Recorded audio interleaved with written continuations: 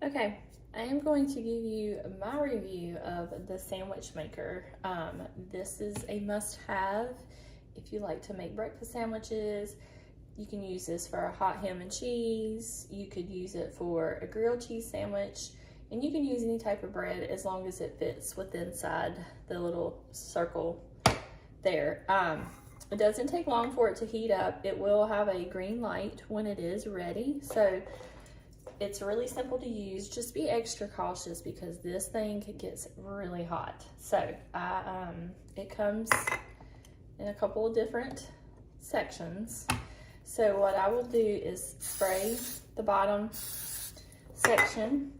I put in my piece of bread, and if you're going to use bacon, you do need to cook it ahead of time. But I will put my bacon here. And there's no right or wrong way of layering, so just remember that. But I have my bread and my bacon in there, and then I close the second part. Again, be very cautious because this gets extremely hot. I will spray the next section, and the trick to adding your egg and it not make a really big mess is to crack your egg slowly, or pour it slowly. So you just crack your egg, and then, like I said, just pour it slowly so that it doesn't make a whole lot of mess and run down the side. Now it will run down the side some, so it's easy to clean up, that is for sure.